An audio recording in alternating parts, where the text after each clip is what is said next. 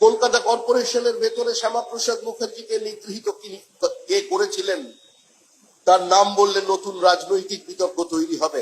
পর গুন্ডা দমন বিল পাস হবার পর বিজেপি তো আর তৃণমূল নয়।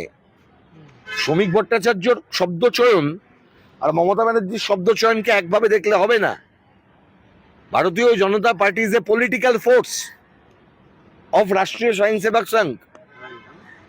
শ্রমিক ভট্টাচার্য কালকে শ্যামাপ্রসাদ মুখোপাধ্যায়ের ১২৫তম জন্মদিবসের দিনে যে বক্তৃতা করেছেন, অন্তত যার ক্লিপ আমরা পাচ্ছি, সেই ক্লিপে তিনি দেখা যাচ্ছে তিনি বলছেন শ্যামাপ্রসাদ যখন বক্তৃতা করছেন ফরওয়ার্ড ব্লকের গুন্ডারা তাকে নাকি রক্তাক্ত করেছিল। I want to know the name of the Forward Bloc goonda and leader of that Forward Bloc goonda. শ্রমিক ভট্টাচার্য বলতে পারবেন নামটা? ফরওয়ার্ড ব্লক গুন্ডাদের নেতার নাম কি ছিল যারা শ্যামাপ্রসাদকে রক্তাক্ত করেছিল? ক্ষমতা থাকলে শ্রমিক ভট্টাচার্য ওই গুন্ডাদের নেতার নাম বলুক।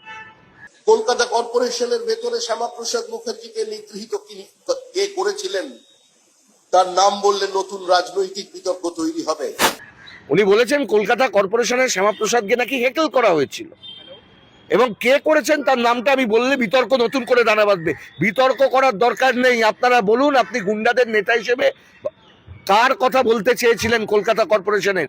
ইতিহাসের সাক্ষী আছে যে হিন্দুত্ববাদীদের বিরুদ্ধে সেই সময় সবচাইতে কঠোর অবস্থান যিনি গ্রহণ করেছিলেন ফরওয়ার্ড ব্লকের গুন্ডাদের নেতা, কোট আন কোট শ্রমিক ভট্টাচার্যের ভাষায় তার নাম ছিল সুভাষচন্দ্র বসু, যাকে আপনারা নেতাজি সুভাষচন্দ্র বসু বলে জানেন।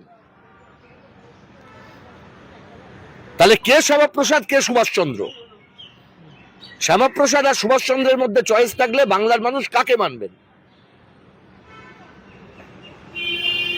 শ্যামাপ্রসাদকে মানবেন নাকি ফরওয়ার্ড ব্লকের গুন্ডাদের নেতাকে মানবেন?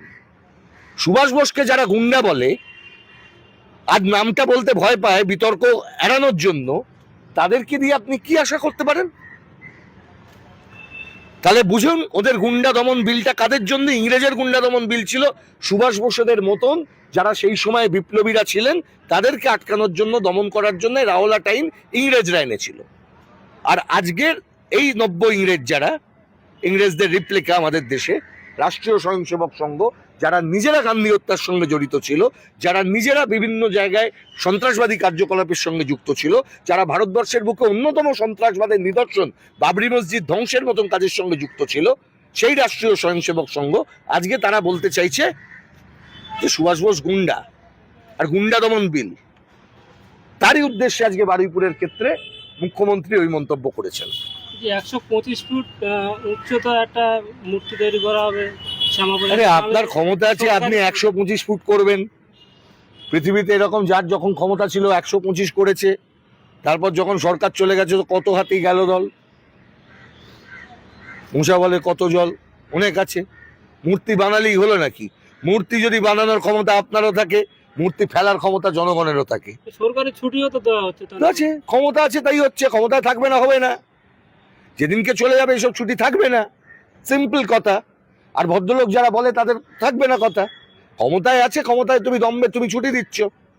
দিনের পর দিন কলকাতা হাইকোর্টে মে দিবসের ছুটি দেওয়া হয়নি, দিনের পর দিন। আবারও বলছি, যেদিন বিজেপি চলে যাবে কলকাতা হাইকোর্টে মে দিবসের ছুটি হবে, শ্যামাপ্রসাদের জন্মদিনের ছুটি হবে না। শ্যামা বাংলায় পোকা, সুভাষ বাংলায় বীর। বাংলা কথায় বীর সুভাষ বলা হয়, শ্যামা পোকা বলা হয়। দেশের স্বরাষ্ট্রমন্ত্রীর নির্দেশেই 125 ফুট মূর্তি তৈরি। আরে স্বরাষ্ট্রমন্ত্রী বললাম তো, ক্ষমতায় থাকলে 125 ফুট মূর্তি হতেই পারে। সত্যজিৎ রায় তো কবেই হীরক রাজার দেশে দেখিয়ে দিয়ে গেছেন। কিন্তু মূর্তির মাঠে যেদিনকে লোকজন জড়ো হবে সেদিন কি করবেন? দম্ভ টেকে না।